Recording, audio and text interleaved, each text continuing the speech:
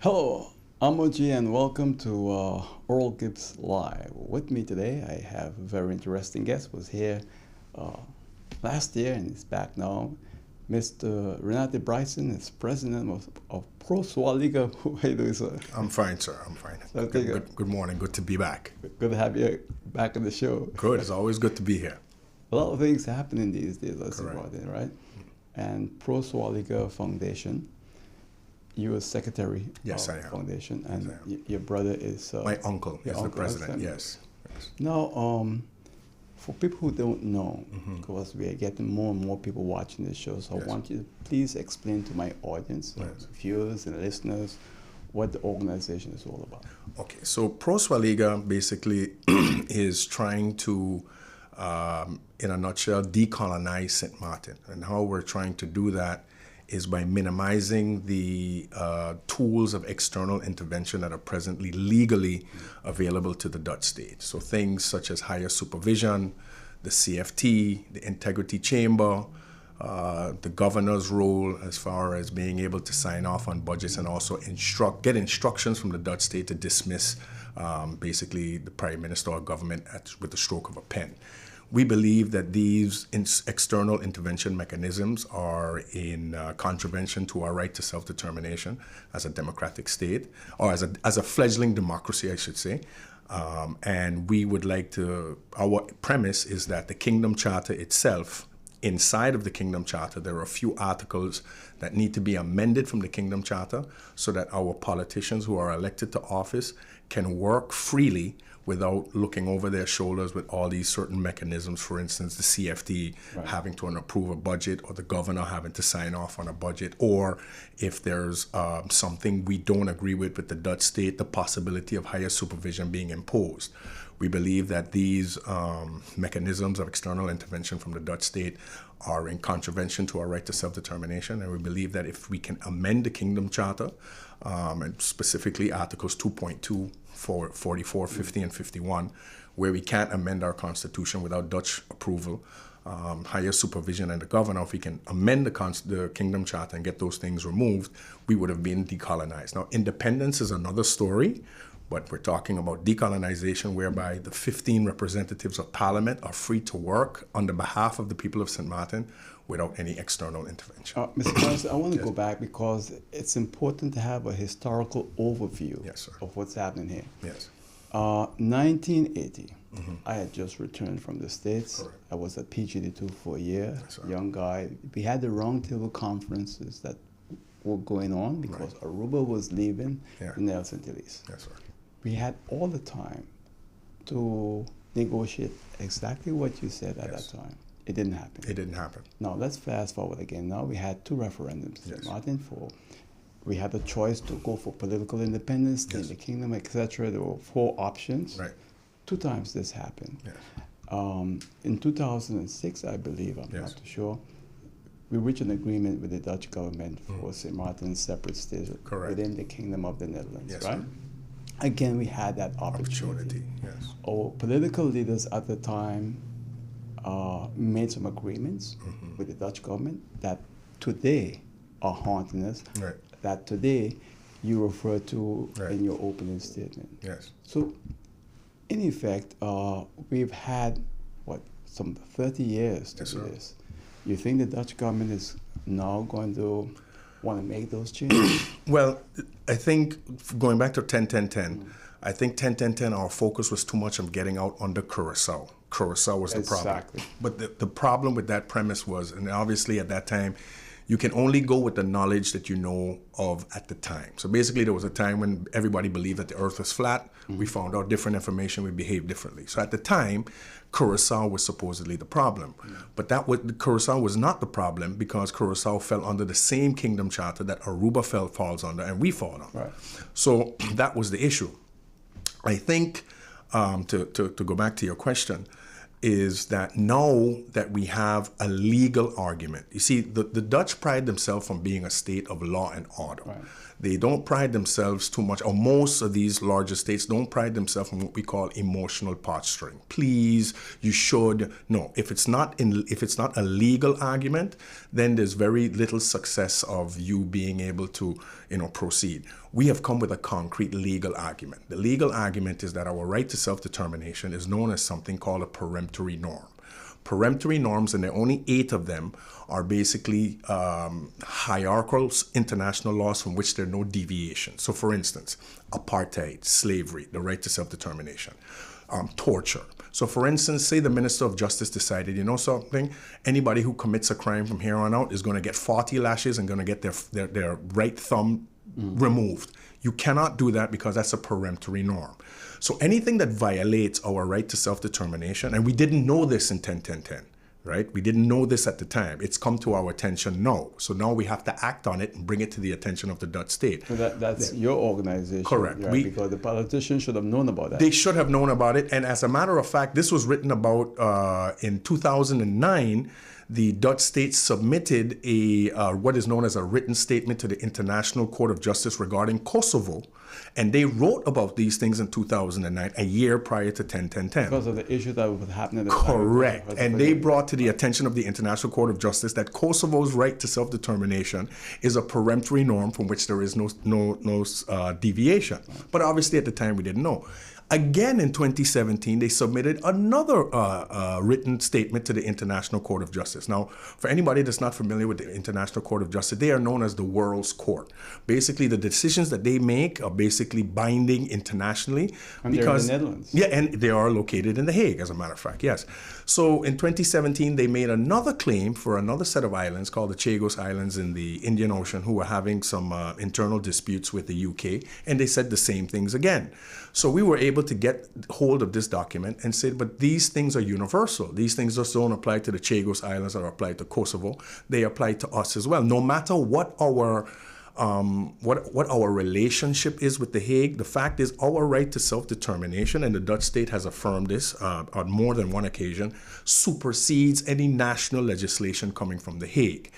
Now, the issue that we have now is we need now, because we're just what is known as a civil society actors or a non-government organization. We're a foundation.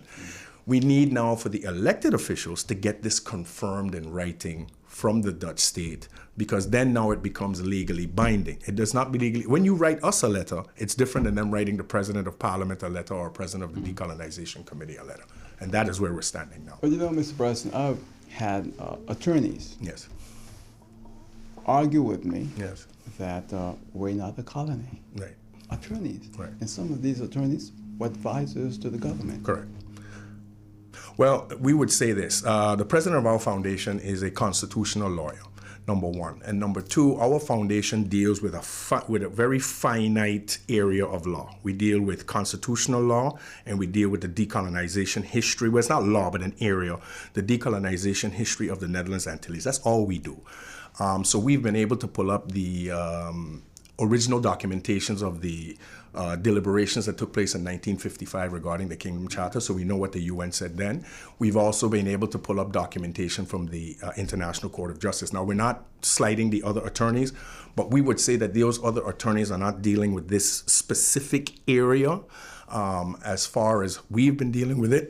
We've also had some court cases in 2020 and 2021. We've been to Parliament twice to show them the evidence that we have, and it's conclusive. We are a non-self-governing territory. You can call us country St. Maarten, country Curacao, country Aruba, but I ask people this all the time. If you look at the BVI, if you look at Anguilla, and if you look at St. Maarten, please show me where the differences are besides just the names of prime ministers and ministers, etc. In the construct of the BVI, Anguilla, and St. Maarten, show me the difference. Anguilla has a governor who reports to the crown. Right. We have a governor that reports to the crown. BVI and Anguilla have something called orders in council, where the UK can intervene in their internal affairs. Here it's called CABES or higher supervision. So both of the same. So while they call us country St. Maarten, if you look at the actual construct of how things are set, we cannot amend our own constitution. So the mere fact that you cannot amend your own constitution without Dutch permission shows you that you are indeed a territory or a colony. And we also had to receive Dutch approval. Correct. For the Constitution. Correct. And the thing is, what I've noticed is that younger attorneys Yes. are more leaning towards that, hey, we are a colony, while older ones are saying Yes. we're not a colony. It's a changing of the guard, because you got to remember that back in the days, the good old days of the Netherlands Antilles, we didn't have this sort of I wouldn't say abrasive, but the relationship wasn't as it was now, because under the constellation of the Netherlands Antilles, it was 6 of us united as one voice in Curaçao at the parliament. I don't know if you call it the parliament or whatever in Curaçao. So it was 6 of us with one voice. But now that we've been split into 3 supposedly countries and then 3 municipalities, that voice now has been weakened. And so I think because the voice has been weakened a little bit, and now we're seeing how they're dealing with us each on a separate basis. Like, for instance, Statia is still without a democracy after 2 elections. Bonea is having its issues. Curaçao and Aruba having its issues.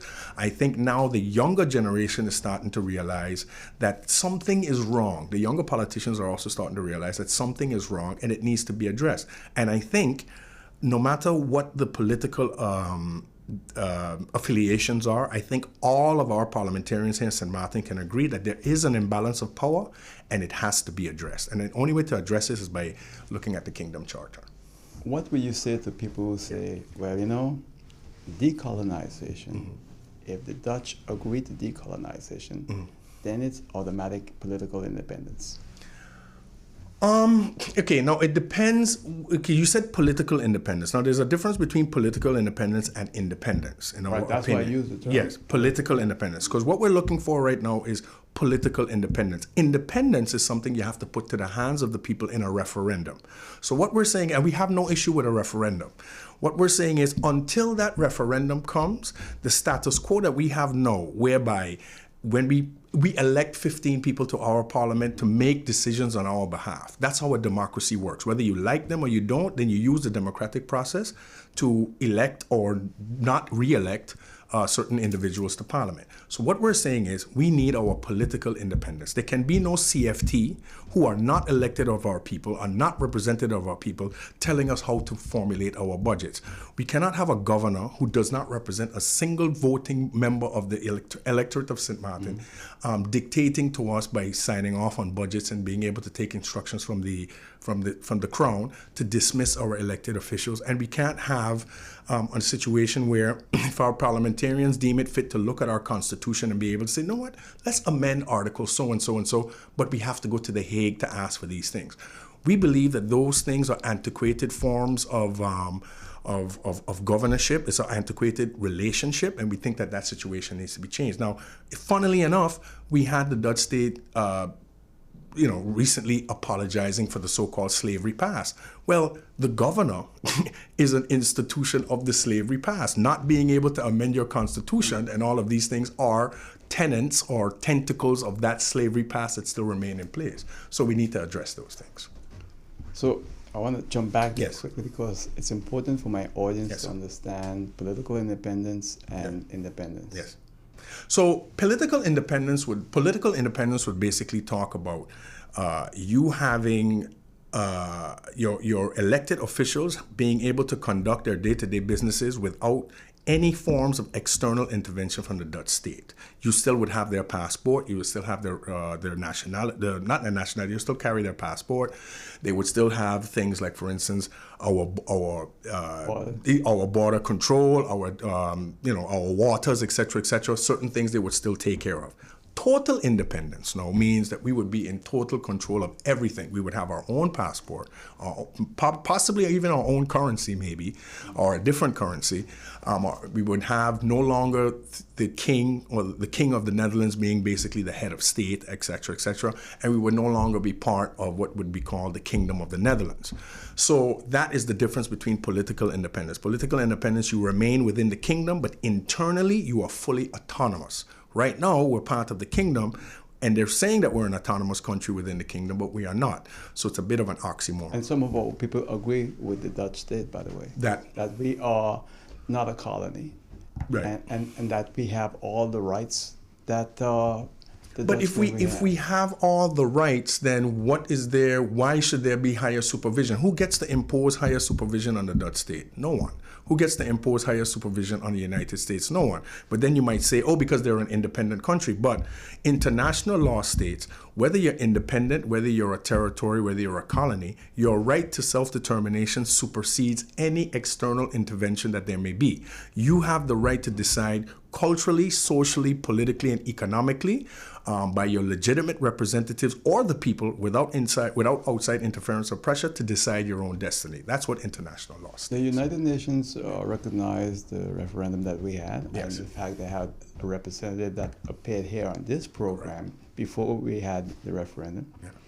So it seems like the Dutch state has been able to pull the wool over the UN Yes.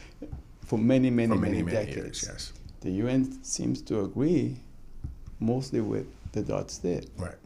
And my fear is that you have countries in the Caribbean that are independent, Right. that have received financial assistance Yes. from the Netherlands. Yes.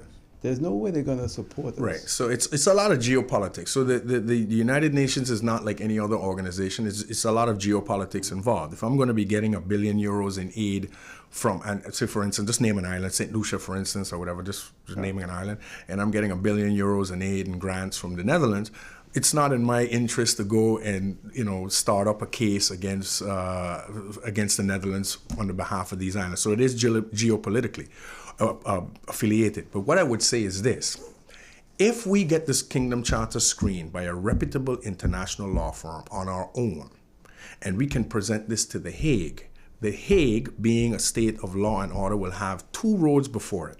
Either the road of law and order, or what we like to call the Putin model, which would happen in Ukraine. You can force yourself into being a state that's going to keep this thing going, or you're going to sit back, look at the international laws that you respect, that you wrote to the International Court of Justice, and treat us the way that we're supposed to be treated. And the only things that need to happen for us to be politically independent, like we told you before, is the removal of the governor or the governor's power. He can be ceremonial, but these things that he's doing right now, and remember, we're not talking to the person, we're talking to the institution. Yeah, right. So removal of the governor. Yeah, the removal of the governor's powers. Right. You can keep him there strictly ceremonial. That's Article 2.2 of the Kingdom Charter. Article 44, which in my opinion is the most important one, the ability to be able to amend your constitution. Because once you can amend your constitution, you can do things like, for instance, maybe amend the legal system that we're in right now that is so draconian, especially towards our elected officials.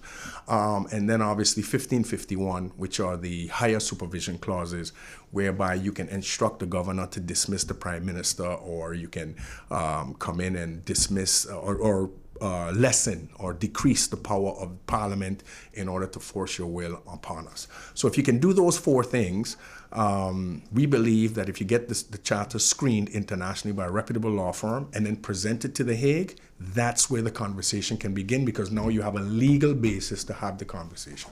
Well, in case you've just joined us, this is Oral Gibbs Live. My guest is Mr. Renate Brison. He's Secretary of Pro Swaliga Foundation. You're watching us on YouTube, Facebook, or TV Carib, or on radio, Hot 99.9 FM radio here in beautiful Simpson Bay, St. Maarten. And Mr. Brison, the Parliament of St. Maarten had a very reputable law firm from Washington. Right. The attorney, I think, Kohaler. Yeah, Kohaler, correct. Right. Yes, sir. What happened to that? Well, we basically were not in favor of that trajectory. Really? That yes, and I'll tell you why. That trajectory was to head to the Commission of the Eradication of Racial Discrimination, CERD, of something like that. That's not going to help you get decolonized. That's going to raise awareness about the status quo on the island. If you have a decolonization committee, you need to be looking at the Kingdom Charter and the UN Charter. So we felt that heading in that direction with on the basis of racial discrimination and inequality and something like that, we felt that trajectory, in our opinion, would be counterproductive rather than dealing with the legal issues that we have internally. As far as what has happened with it, the report was delivered. I believe we read that the Dutch state has until 2024 or 2025 to respond. So you have to wait another 18 months for them to respond.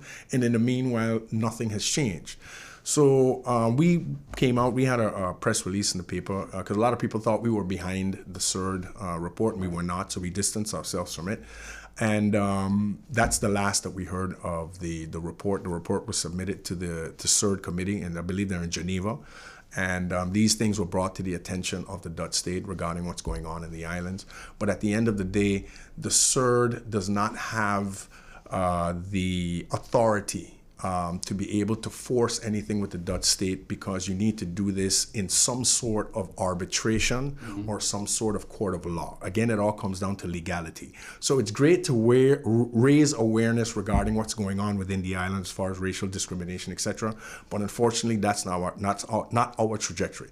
We're looking for some sort of impartial arbitration or some kind of international court, European Commission, European Court, something along those lines, Dutch Supreme Court, to be able to sit down. Or actually, it can't be a Dutch Supreme Court. It has to be an objective court to sit down and look at the Kingdom Charter and say, listen, these are the international laws. This is what states in the Kingdom Charter. Do a screening. Are they in contravention to international law? If they are, then they need to be amended.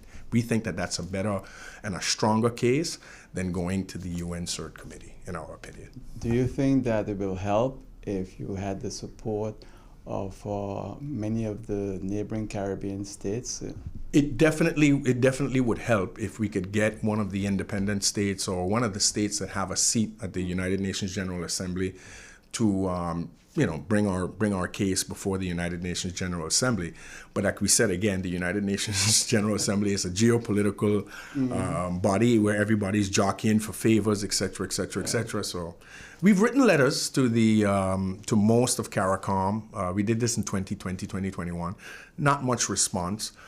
Because again, we're an NGO. Maybe it might be different if you got it from a prime minister or a president of parliament, but we did our part. But we've decided that the best issue is for us to take this matter into our own hands, whereby we have a decolonization committee. So the decolonization committee, their overall goal is to become decolonized or to look at ways how we can become decolonized. So let them take the ball in their own hands and get the Kingdom Charter. Have you all ever met with the Independence for St. Maarten Foundation? Independence for St. Maarten, would that be the one SXM? No, which one are you? Junior Lake? No, we have not met formally with them. We have not met. I've had informal conversations with one SXM. Dr. Rhoda Arundel is a good friend of mine. We're both educated. We're both in the education field, and we respect one another's work. We've talked many times. We both want the same things.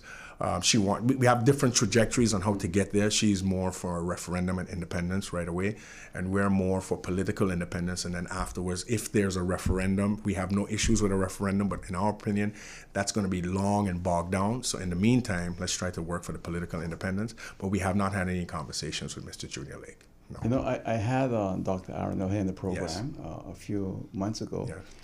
And they brought up the same concern with our neighboring Caribbean brothers and sisters, because we always talk about them as brothers and sisters.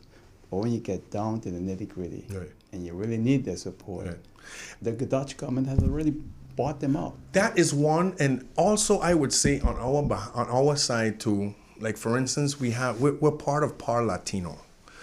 Just to use this as an example. So we travel to Panama once a year, twice a year.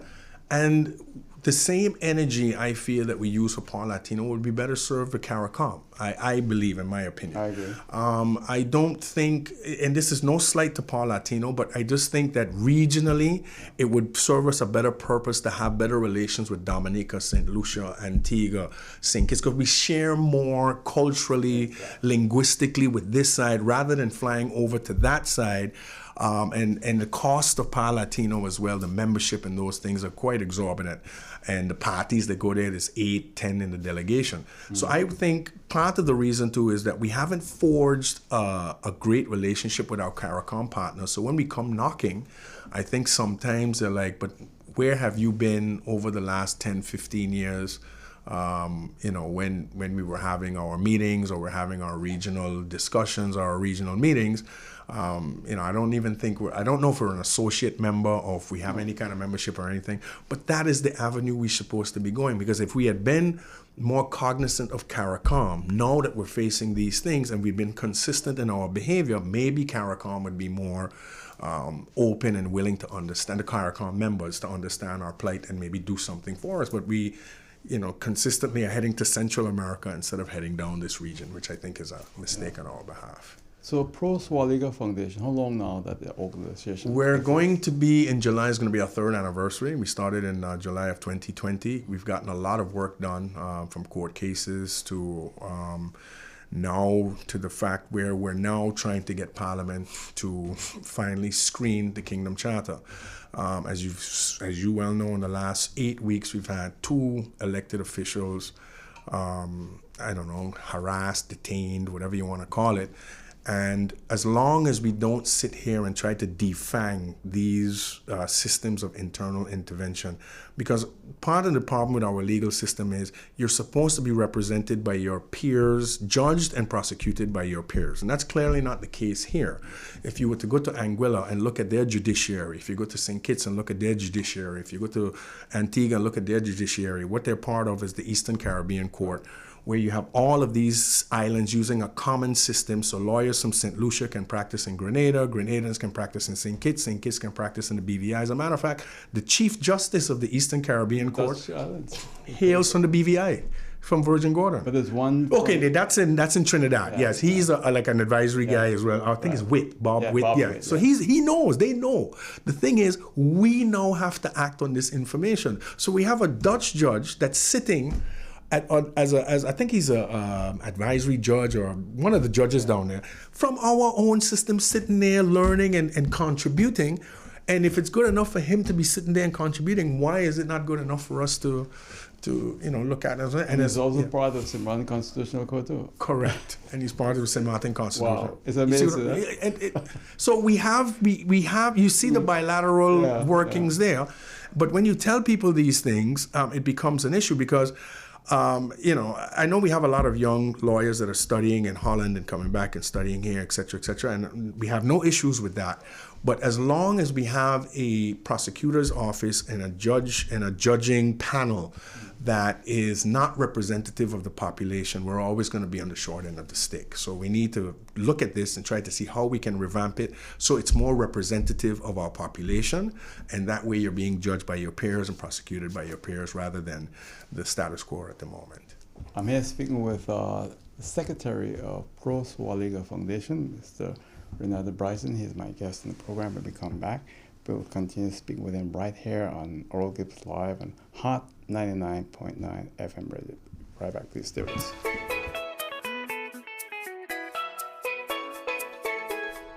Hey, don't guess about your insurance. Be sure that you're covered. Like with your car, like your home. Be sure to be covered in case of a fire, flood, hurricane, or some other natural disaster. And travel insurance, because you never know what could happen when you're on vacation. You could lose your passport, your luggage, or have an accident.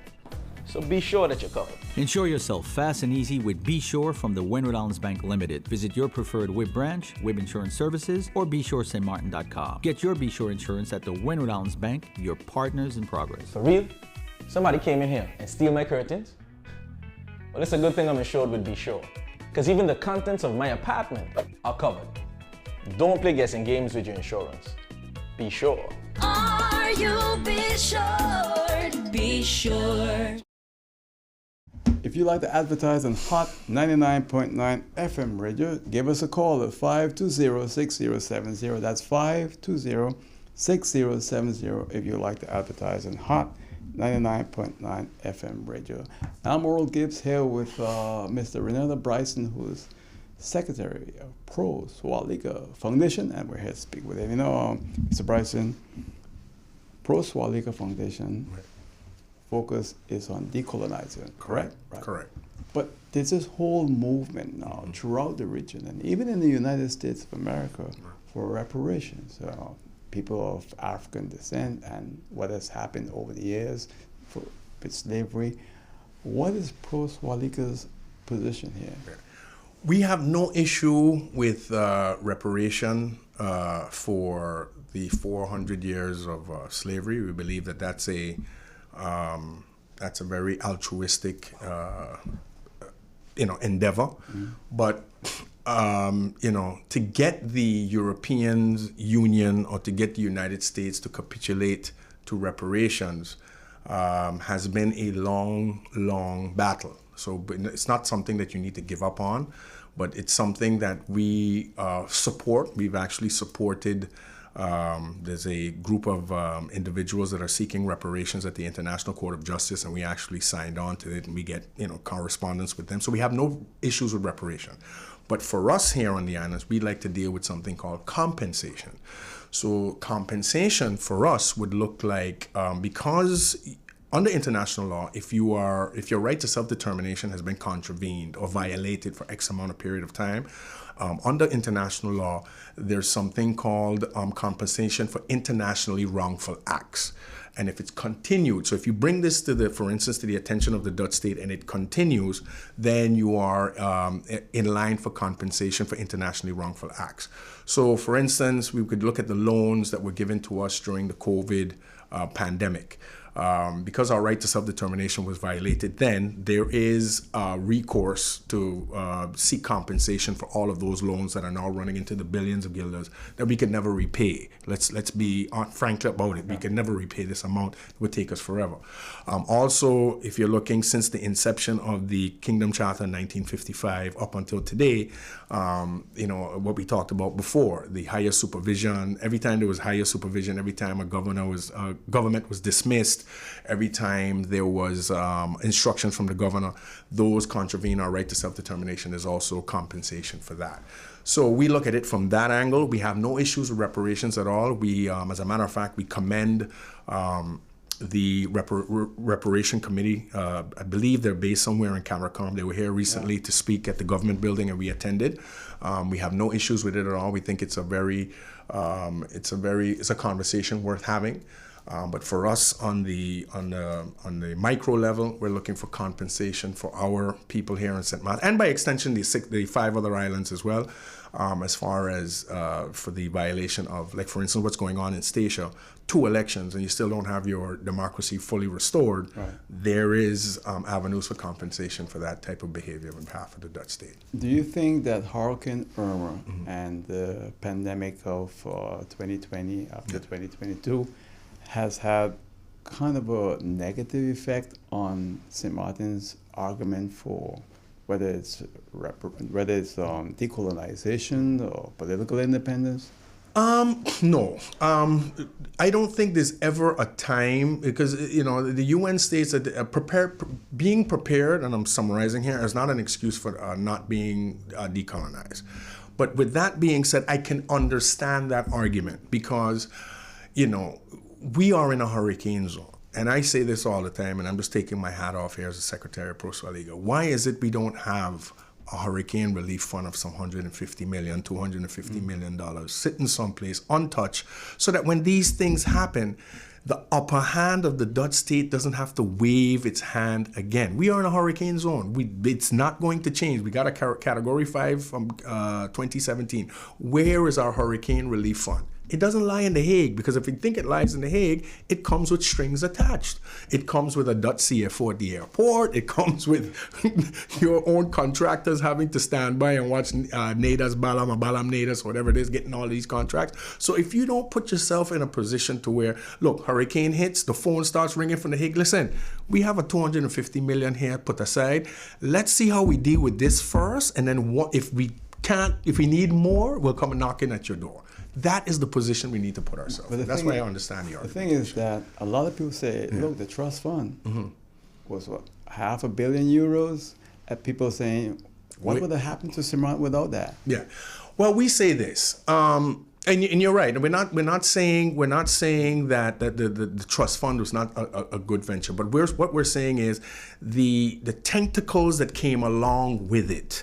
For instance, we had to have a Dutch CFO at the airport. or the liquidity support, for instance. I don't know if the liquidity support was part of. I don't think it was. I think that's part of the government. That's a different story. So yes, the 500 billion that was put in, but then we're going to ask ourselves, where has that gone? Because you went and spent some money, for instance, to take wrecks out of the Simpson Bay Lagoon, which is a good project, but that could have easily been put into our schools to reinforce our schools, to fix roofs for some of our people, etc., etc. Our whole notion is it's not the trust fund itself. It's the strings and that come attached with the trust fund and the lending of money and the giving of money that become a little bit draconian, and you can't get out from under it because of the stringent measures that are placed with these trust fund. With these trust fund agreements or negotiations. Yeah, because a lot of people say, well, without that 500 million euro, I think it was 500. Yeah, it was half a million. Yeah, about half. And then you had all this liquidity support. Yes. That followed also. Right. That St. Martin required. Right. Look, only one politician stood up against most of that. Yeah, correct. That was MP Emmanuel. Yeah. Correct. And I have to say personally that he was right. Yeah, he was right. He was right at the time, because you're taking on, you see, look, government was between a rock and a hard place, but you're taking on all of this debt, because we call it liquidity support. It's actually liquidity debt, because you have to pay it back.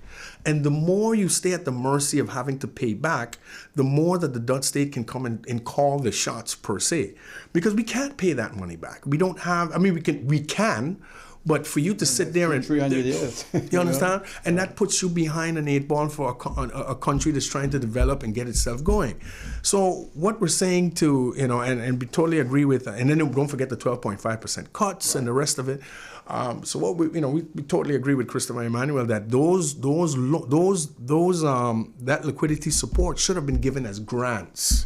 You understand, rather than loans, because part of our right to self-determination, or part of the obligation of the Dutch state, is to ensure our economic well-being. Yeah. Giving us $1 billion in debt is not ensuring our economic well-being, because while now we're having to be paying you back, how do we find growth? So again, I can't fathom what it's like being in that seat at that time, having to decide between feeding your people and taking on these loans, in a time of a serious pandemic. But at the end of the day, we do agree that there should have been more caution taken as to where we're going to go, because now the pandemic is gone, but those loans still remain, and those loans are going to remain for the next, for the foreseeable future. Mr. Brison, yes. When you drive around St. Martin, right, and you look at the people you see driving in cars and walking on the street, you notice anything peculiar? If you can give me more. Okay, I'm just getting you to, we've had a huge amount of influx. Yes. New people. Yes. During the most difficult period in our time. Yes. That's why I don't buy into this narrative. When people come and tell me, oh, St. Martin going down the drain, and I said, people don't emigrate to a place that stagnates their growth and the futures of their children. It doesn't happen. I tell people all the time, every morning in this region, 10,000 people in this region wake up in this morning. How can I get to St. Martin? Whether you want to hear it or not, those are the facts. Now, I also say one more thing. Outside of the United States and Canada, we have the most diverse population in the entire Western Hemisphere. Yes. We got 70,000. We have at least 100. Listen, I teach in school. I teach Filipinos. I teach Nigerians. I teach Colombians. I teach Venezuelans. I teach Syrians. I teach Lebanese. The Indian community has been here for that's on top of the Indian community that's been here for 5 decades. Yeah. The Haitian community has been here for decades. The Dominican. So besides the regular communities that we have that we know of, there's an influx. I have Nigerians at my school, left Africa and came here to live and not going back. So what I'm saying to people is this narrative that we're going down the drain, I say no, and then look around the booming construction you see all over the place. People are not going to be building things in a place that's doom and gloom. Now, no place is perfect, but this picture that people try to paint that somehow St. Martin is is, going to the dogs or what have you. I don't believe it at all, because the immigration numbers of people trying to get here and not leave is astounding. But it's also different than it was 20, 25 years ago. Now they're coming with the children, the father, the mother, the grandparents, everybody coming. Who is bringing their kids to look, if you migrate on your own as a single man to make money for your family to send home and you're migrating with your children. You're immigrating with your children. Who is going to immigrate with their 6-year-old and bring them to a place that's going to make them worse off than when they came from? It doesn't happen. You bring your children to a place where you can say, look, this place is going to provide a brighter future than I had where I came from. And so that is why we have to be, very wary of this narrative. They're coming. They're sending their kids to school. The children now too, and this is another thing. We have a new Sint Maarten. And I tell people all the time, foreigner. I said, listen, there's a new Sint Maarten. The new Sint Maarten is a first-generation Sint Maarten born to parents from Guyana, Jamaica, Suriname, and he has an affinity to both. Loves St. Maarten, but has parts of the culture of their parents. It's kind of like a Brooklyn, New York, or it's kind of like a suburb in Paris. That's what we have now. And I said that this phenomenon is not new. If you trace most St. Martiners, grandparents and parents, or parents, like from my generation, you're Anguilla, Sint Kitts and Nevis, or the Dominican Republic, right? So it's not a new phenomenon of people coming here, having children here, and going elsewhere. Like my grandfather had children in the Dominican Republic. My eldest uncle and aunt were born in the Dominican Republic. My father and the majority of his sisters were born here in St. Maarten, and my last uncle and my last aunt were born in Aruba. So he had children in 3 places across the Caribbean, to one wife and across 3 places. So we're a bit of a melting pot, but we have to be, when we start to get worried about people come here, we have to think about those children, because those 12-year-olds are innocent bystanders. They didn't ask to come here. They came here. Now, a lot of them weren't born here. A lot of them came here at the age of 5, 6, 7, but they've been here now 15 years, 20 years. They're not going back. They might go to visit, but this is their home. So we have to be very cognizant of that. Now, over the weekend, I was to different birthday parties on the Dutch side and also across the border on the French side. And whenever people see me, they bring up conversation about St. Maarten and St. Maarten people and how they're doing. And at all these events were many St. Maarten people. Yes. Some of them I've known for a long time. Very long time. And there was one constant question coming up all the time. Why is it that our people can't get work today in St. Maarten? Right. They were concerned about that. It's 2 things. Number one, when your economy is controlled by non-St. Martiners, they are ultimately ultimately the deciders of who they want to hire and have in their places of business. On the flip side, and I say this with love to my people, okay? I say this with love to my people. Just because you're born in St. Maarten doesn't mean that now you can just show up, give the bare minimum, and head out. This is a business they're running. So if you're going to go in and give them the bare minimum, they're going to go and hire somebody that's not going to give them the bare minimum and going to give them the value for their buck. Now, I know that sounds, a little controversial. It's factual. Yes, but you're right. It is an issue with the employment issue here. But then again, we have to define again, what is a St. Maartener? Because if you're saying to me, like I say, I consider all the kids that I teach St. Maarteners. Their parents are not born here, their grandparents are not born here, but they're not going anywhere. They're St. Martiners as well. Do we consider them not St. Martiners because their grandparents weren't born here or their parents weren't born here? To me, if you're born in St. Maarten, to me, I think there should be some kind of reflection. We can agree or disagree, but I don't think that you should hold it against somebody because their grandparents weren't born someplace that they're not St. Martiners. I don't agree with the legal definition where that if you're born here, that you can't even get a Dutch passport. No. I think that's absolutely ludicrous. Yeah. I believe that if you're born in St. Maarten, automatically you're St. Smart. Martin. Period. I believe like that. the U.S. system. Just like the U.S. system, correct. That's my position. That's it. That's my position. No matter where you come from, but then obviously the parents then would have to, do that. But I believe like you can't hold it against the child. The child can't be, the child can't be held accountable for where they're born. Yeah. But if they're born here, they should be treated as St. Martin's. But as far as hiring and things like that, we also have to remember. I tell people also we're also a minority. The so-called St. Martiner is also a minority in our own country. So St. Martiners like you and myself that've been here for generations, etc. We're also a minority because again, there's been and I would say this since the passing of Hurricane Lewis, 1995-96 is when we saw the influx of workers coming in, and then more people came in and they heard about the so-called prosperity in St. Martin. They haven't left, and so that's where the influx has changed. But now that generation that came in 95-96 now have children that are 20, 21, 22, 23, and they're the new St. Martiners. You know what's amazing? Mm-hmm. When you go abroad Yeah. to live and you meet St. Martiners, Yeah. it's different. Yeah. You get together, it's completely different. Yeah. Well, now that I'm living in St. Martin, Yeah. back home for more than 40 years Yeah. now, I realize when I go to events and I meet a lot of St. Martiners, it's as if I'm in New York. Yeah, yeah. It's like St. Martiners are outside in the a lot of us are outside, particularly in the States and Holland and France and et cetera, et cetera.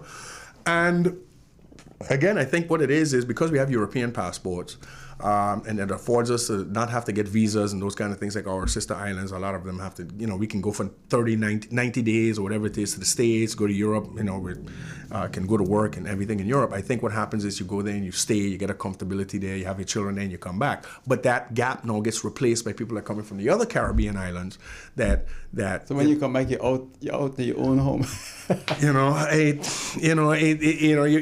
It's a revolving door. It's a revolving door, and I tell people all the time. If you look at the the three what I like to call the three power cities of the world. So if you look at New York, London, and Paris, what make those cities go? Immigrants. London, if CARICOM were to leave London, fall flat in his face tomorrow, not to mention the Asian, the Pakistanis, and the Bangladeshis. Brooklyn, if the Puerto Ricans, Dominicanos, and the Caribbean people left Brooklyn tomorrow, Brooklyn become a wasteland. So something's a new St. Martin, and we have to accept it. You have to accept it. You have to accept it. And I would say to people like this, visit your schools. I'm in education, and it takes me a while. I work with them every day. Where are your parents from? You can hardly find a young person in school today that can tell you both their parents and grandparents were born in St. Martin. If their parents are born here, grandparents, Dominica, St. Kitts, and to me, I don't find anything wrong with that because you can't fault a child for where they're born and where their genealogy, their heritage comes from. They're here. They're the new St. Martiners. They're going to drive us forward. And we have to remember, back in the day, Vance James. Where was he from? You remember what they used to say politically? Right, good. I don't remember. Mr. Donshaw, where was he from? They used to remind the voters that he was from St. Kitts. Good. Rupert Maynard. And Vance used to say, I man born here. Good. Rupert Maynard, born in the Dominican Republic. So our stalwarts that we revere in our history, a lot of them have roots in St. Kitts, Anguilla, and all. John A. Gums, the founder of the Methodist Agogic Center, I believe he's from Anguilla. So if we can't fault them, these gigantic stalwarts that came to our country, we can't fault our young people now either. What is different now? Say from the 80s now. Yes. Is a lot we had more regional people. Yes. Now we have people coming from the Middle East. Yes, Eastern Europe. That's a completely different. And we have to be careful because if it continues like that, we're going to have a lot of friction. Yeah, we're going to have a lot of friction. A lot of friction in the new St. Martin. Yes, correct. And so you have the Middle Easterns that are here, you have the Eastern Europeans that are coming in too. You have a large contingent of Guyanese that are coming in, and Guyana, as you know, has now a huge oil deposit offshore. What can that mean for us here as far as influx of US dollars? So there's a lot going forward that we have to think about. But me personally, and my thing is, I've been an immigrant most of my life. I lived outside of St. Martin for the better half, for the last 25 years, I've been here maybe 5 years, 6 years. I just came back in 2019 and then maybe 2 years before that. So I've been around. So I know what the mentality is of somebody having to pack up their things, go to a different country and try to make better for themselves. And I don't have an issue with it. But what I do have an issue is don't come to a place and denigrate it. When you see it built to a level that we built it to and then try to denigrate. That's the only issue. I say St. Maarten is the promised land. Correct. St. Maarten is the last frontier. Correct. There's nothing like No, it left. nowhere. We are it. Yeah. I can tell people every morning in this region, 10,000 people wake up and say, how can I get to St. Maarten? I love that word. I'm trying to tell you. Mr. Brison, so Sir. Pro Swaliga Foundation Yes, sir. is going to continue. Yeah, our work is basically done. We've presented all the evidence that we've needed to present. We went to, we had 2 parliamentary meetings with Parliament last year with the Decolonization Committee. They were gracious enough to invite us in. We had 2 presentations, one on the history of the decolonization of the Netherlands Antilles, and we were able to prove without a doubt with documented evidence to them that we are not decolonized. That is available on YouTube if you want to see it. And then we had another meeting discussing our right to self-determination and how it's in hierarchical law. We presented on 10-10-10 a document requested by the then President of Parliament and President of Decolonization Committee, MP Grisha Heilige, asked us to do some work for Parliament, which we did. We submitted a pretty extensive report called the Juice Koken's New Paradigm Shift Within the Kingdom. They have that. And then out of that, we told Parliament there's nothing else for us to do except for screening the Kingdom Charter. And the longer you delay on screening this Kingdom Charter, expect as we go forward there to be more, like I said, you could use the last month with the 2 MPs. You can use, we haven't had higher supervision, those things imposed. But if you don't screen this Kingdom Charter, don't expect much to change. You need to have a legal basis to approach the Dutch state with a legal basis, with a legal opinion, saying, look, this is offside, now let's have an arbitration. So basically our work is done, but we're just waiting now for Parliament to put pen to paper to confirm what's been written to us. Well, we're going to have elections for Yes. Parliament. Yeah, within the next 6 months, 8 months. Yeah, Yeah. Oh, maybe January. Yeah, or- January. We yeah. don't know, really. Yeah, we but don't know, yeah. when it happens, Right.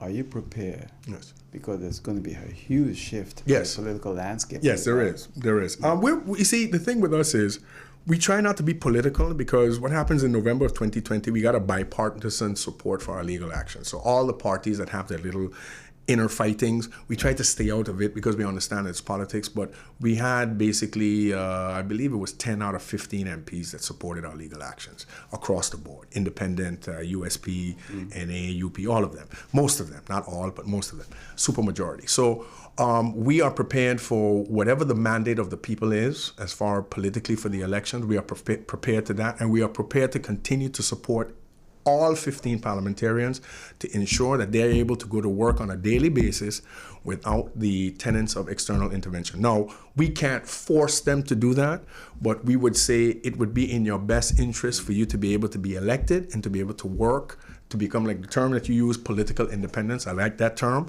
And that is what we're going to be focusing on for the near future. But as far as right now, there's nothing left for us to do. We've done our research for 3 years. We've submitted everything to Parliament. We're just waiting for them now to finalize the screening of the Kingdom Charter. Well, Mr. Brison, I want to thank you for coming in. Wish you much success. Thank you very much, sir, for having me, and I look forward to coming back again. Thank you. We'll have you back. Much success and Yes. continue the great Thank job. you. All right? Thank you very much, sir. And that's it for now. See you next time, right here on Earl Gibbs Live on Hot 99.9 FM radio. Take care. Bye.